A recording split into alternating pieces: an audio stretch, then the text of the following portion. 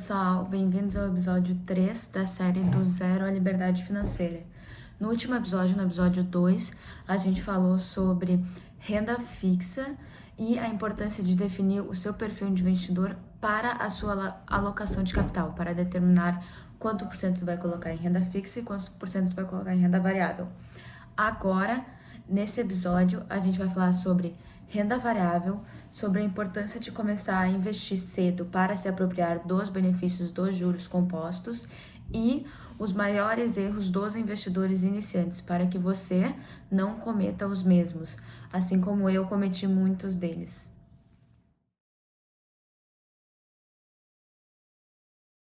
Mas então, o que é a renda variável?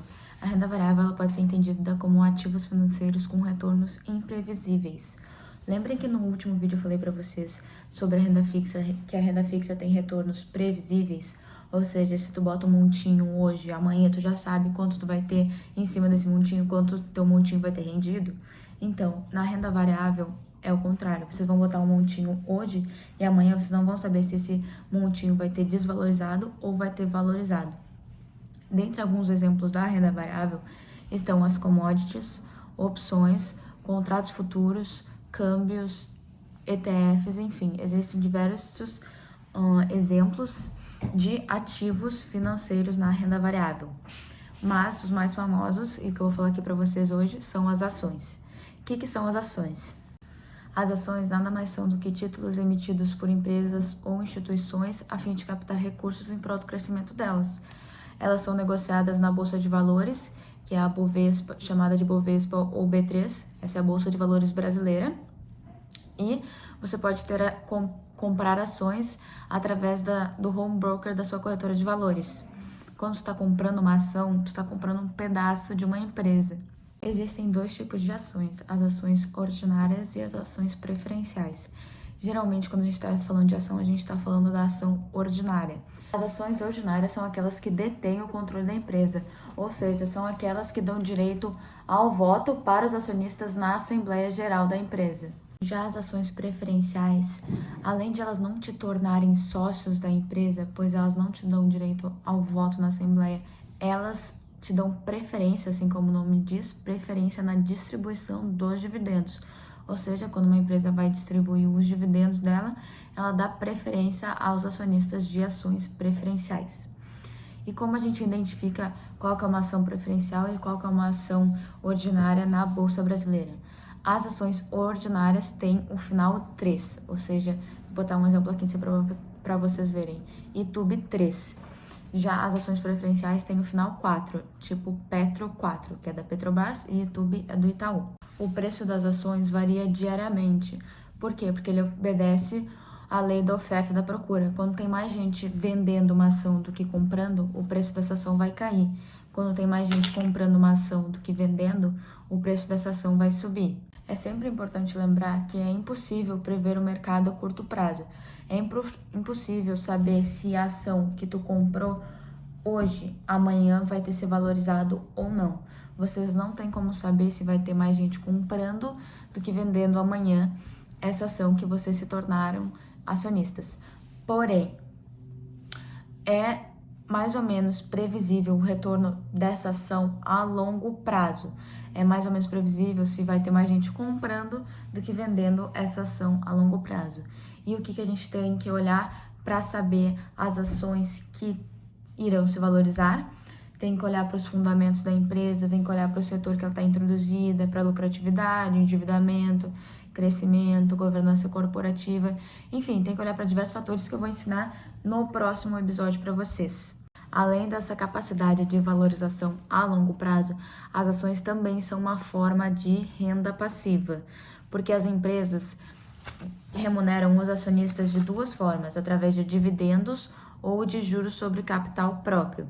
Os dividendos são a distribuição de uma parcela do lucro das empresas, ou seja, as empresas estão distribuindo o lucro delas para remunerar os acionistas.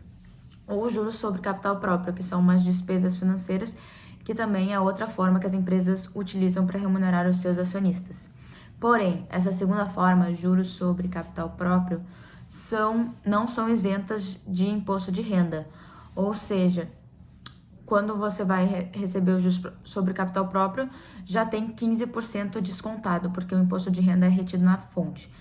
Ao contrário dos dividendos, que os dividendos são sim isentos de imposto de renda, o que os torna uma ótima fonte de renda passiva. Outro ponto positivo em relação ao imposto de renda e às ações é que você só precisa pagar imposto de renda se a sua venda no mês ultrapassar 20 mil reais. Então, se tu vender todo mês até 20 mil reais em ações, é claro que isso não é referente a operações de day trade. Operações de day trade têm seu imposto de renda.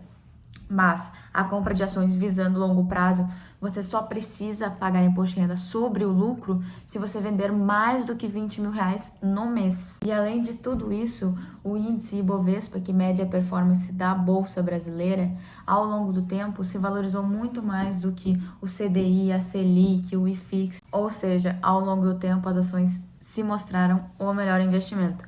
Mas essa rentabilidade também tem por trás um risco maior. Ou seja, o investimento em renda variável não tem a garantia nem do fundo garantidor de crédito, como tem umas opções na renda fixa, nem garantia do governo, como tem outras opções na renda fixa.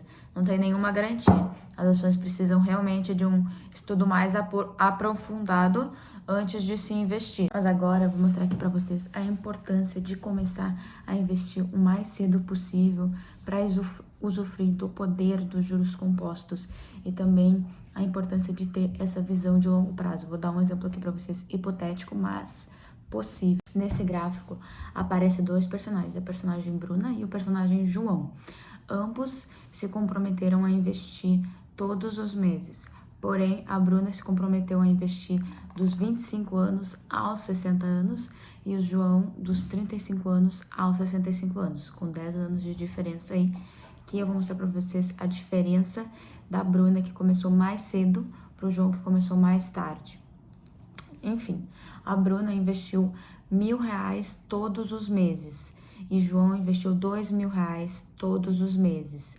Porém, como vocês podem ver, no final, o João teve um total de 720 mil investidos e a Bruna teve um total de 480 mil investidos. Ou seja, a Bruna teve um total menor investido, mesmo tendo investido durante maior período de tempo, porém ela investiu menos mensalmente. O João já investiu mais mensalmente, teve um total investido maior. Eu estipulei uma rentabilidade de 0,6% ao mês, o que eu considero possível.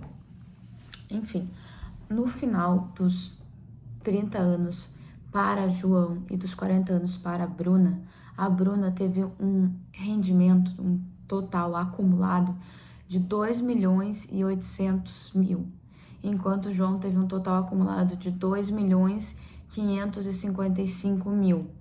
Ou seja, a Bruna, mesmo tendo investido, teve um total investido menor do que o João, ela teve um rendimento maior. Por quê? Porque ela investiu por um maior período de tempo. Lembrem que eu estipulei o mesmo rendimento para ambos, porém, como a Bruna começou a investir mais cedo, ela se apropriou mais do poder dos juros compostos. Por isso que eu sempre toco na tecla da importância de começar cedo, da importância de não perder tempo e não procrastinar. Mas antes de começar, eu quero trazer aqui para vocês 5 erros que eu considero os 5 maiores erros dos investidores iniciantes, para que vocês não cometam os mesmos, porque eu cometi alguns deles e eu sei que eles foram bastante significantes na minha trajetória. O primeiro erro de todos, e pode ser o mais crucial, é não começar por medo de errar. Muitas pessoas não começam porque, pela quantidade de informação presente hoje em dia na internet, elas acham que elas precisam adquirir toda a informação que existe. Só que isso é impossível, ninguém consegue adquirir, até porque o mercado é uma coisa que está sempre mudando. Então, tu nunca vai conseguir adquirir toda a informação que existe hoje em dia disponível na internet. Isso é o que faz com que muitas pessoas se procrastinem para começar a investir. É claro que é necessário o estudo antes. Estude sim, muito. Mas comece, não deixe de começar. Outra coisa, pessoal, o investimento não é uma ciência exata, portanto não tem resposta correta para tudo, não tem. Não adianta vocês buscarem, não é uma ciência exata. E nada ensina mais do que a experiência. A melhor maneira e a maneira mais fácil de vocês encontrarem um investimento que se adequa melhor a vocês, um investimento que deixa vocês dormirem tranquilamente à noite, é através da experiência. É a melhor maneira de adquirir conhecimento no mercado financeiro. Vocês não encontram o melhor pão de queijo depois que vocês provam? É a mesma coisa com o mercado financeiro. É a mesma analogia. Outro erro importantíssimo que acaba diminuindo e impactando significativamente o rendimento de muitas pessoas, principalmente de muitos brasileiros, é a questão de eles não sabem quantas de taxa eles estão pagando quando estão investindo, principalmente as pessoas que investem através de bancos, que cobram uma taxa de administração absurda, mas também tem gente que investe através de corretoras e que não percebe as taxas que estão sendo cobradas.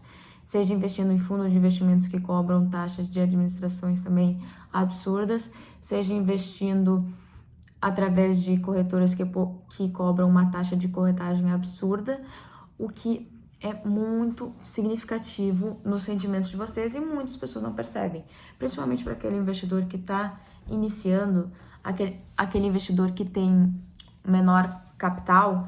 Quando ele vai investir, a taxa de corretagem já é uma taxa bem significativa para o investimento dele. Tem alguns investimentos, algumas ações que são de valor, sei lá, R$14 e a taxa de corretagem é R$6. Já é quase a metade do investimento de vocês.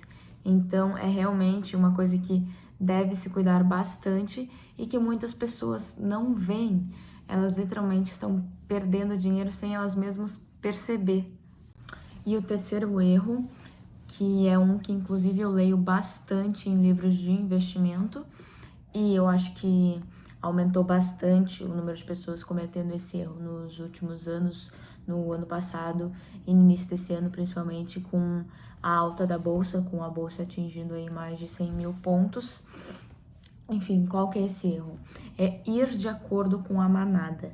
Comprar porque os outros estão comprando e a bolsa está subindo, sem ir de acordo com os fundamentos da empresa, mas apenas comprar porque os outros estão comprando e não consegue ver o patrimônio dos outros se valorizando enquanto o teu não está se valorizando. Ou seja, as pessoas se movem pela emoção e principalmente pela inveja de ver os outros se dando bem no mercado financeiro e o patrimônio delas está caindo.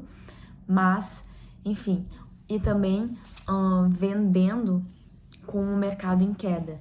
Ir de acordo com a manada também nesse sentido. Quando os outros estão comprando, vai lá e compra. Quando os outros estão vendendo, vai lá e vende. Ao invés de ir de acordo com os fundamentos da empresa, a pessoa age de acordo com a emoção. Quando o mercado está em queda, geralmente as pessoas sentem um desespero, como aconteceu agora no coronavírus. As pessoas estavam desesperadas vendo o patrimônio delas cair, as ações caindo, e elas não sabiam o que fazer, sentiram medo, que é uma emoção muito forte que move bastante as pessoas. O medo fez com que elas vendessem as ações delas, esquecendo o motivo pelos quais elas compraram, mas sim o medo de ver aquela ação cair ainda mais. Quarto erro, que foi inclusive um que eu cometi, é acreditar nos gurus da internet. Eu, quando fui começar a investir, eu acreditei num guru da internet que dizia que uma ação ia render 100% ao ano. Um rendimento absurdo. Mas eu fui lá e investi nessa ação, acreditando nesse guru da internet. E é muito interessante, né, que eles surgem principalmente nos mercados de alta, ou nas altas, por exemplo, das criptomoedas. Quando a Bitcoin bateu lá $12 mil ano passado, surgiu muitas pessoas falando: invistam em Bitcoin, não sei o que, Bitcoin vai ser o investimento do futuro, Bitcoin vai chegar a não sei quantos $1.000, é capaz de chegar até $30 mil no mesmo ano. Aí a Bitcoin foi lá no mesmo mês e bateu $7 mil. E ficou na média dos $8 mil até o final do ano. E aonde foram para esses gurus? Sumiram até. Muitos deletaram os vídeos que eles fizeram sobre o assunto. Ou seja, o que eu quero passar aqui para vocês? Não é possível prever o mercado a curto prazo. Então, não acredite nas pessoas que estão dizendo que é possível ou que estão prometendo rentabilidade, porque não é possível prometer rentabilidade. Ninguém é capaz de prever o que vai acontecer com o mercado amanhã, no próximo mês, nem nos próximos anos. Mas a questão é que ações de empresas com bons fundamentos tendem a se valorizar no futuro pelo fato de se tornarem atrativas a investidores. E, como eu falei anteriormente, vai ter mais gente comprando essas ações atrativas do que vendendo. Então, elas tendem a se valorizar a longo prazo. Quinto erro que ocorre com muita gente, que também é relacionado a não começar por achar que é necessário muito dinheiro para investir. Gente, tem ações por menos de R$20 hoje em dia no mercado. Então, não começar por não ter dinheiro é apenas uma desculpa. Vocês só precisam se organizar mensalmente, como eu ensinei no primeiro vídeo, se organiza mensalmente quanto vocês vão separar para investimento e ao invés de gastar dinheiro naquela festa do final de semana, invista esse dinheiro, porque no futuro vocês vão agradecer e muito. E esse é um erro que eu vejo principalmente acontecer com os jovens.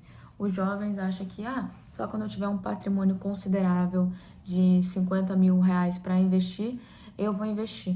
Mas não, gente. Comecem, como eu mostrei para vocês, e eu acho que vocês já perceberam, é muito importante começar o mais cedo possível. Gente, começar a investir, aprender a investir, não é simplesmente para vocês ficarem ricos, não. É para atingir a liberdade financeira de vocês, para ter o dinheiro trabalhando por vocês. Ao invés de ficar muito tempo trabalhando com algo que não gosta ou trabalhando mais tempo do que gostaria, é ser sustentado simplesmente com os seus investimentos. É viver literalmente de uma renda passiva, tendo uma renda passiva mensalmente que cobre todos os gastos mensais de vocês. Até porque vocês não podem depender só apenas da renda do trabalho de vocês. Vocês têm que ter outra fonte de rendas. As pessoas que só dependiam da renda do trabalho delas, agora com o coronavírus, que não está aumentando o número de desempregados exponencialmente, estão sem ter o que fazer, estão sem renda entrando e as contas estão chegando. Então, gente, tem que se prevenir, tem que começar, porque isso é essencial. Comece, tenha outras fontes de renda para estar sempre preparado qualquer momento da sua vida e principalmente preparado na aposentadoria de vocês, porque vocês não podem contar com a aposentadoria do governo. Enfim, gente, nesse vídeo a gente falou sobre renda variável, por que investir em renda variável, a importância de começar a investir o mais cedo possível e os 5 maiores erros que eu considero os maiores erros dos investidores iniciantes. E no próximo vídeo a gente vai falar mais sobre a renda variável, como escolher uma ação e mais botar as coisas assim na prática. Mas eu gosto sempre de lembrar aqui, se você está gostando desse vídeo, por favor, deixa um like aí, deixa um comentário e não esquece de se inscrever no canal do Tio Uli. E eu também posto conteúdo diariamente no meu Instagram. Então sigam lá, vou botar aqui em cima para vocês. Um beijo e até o próximo vídeo.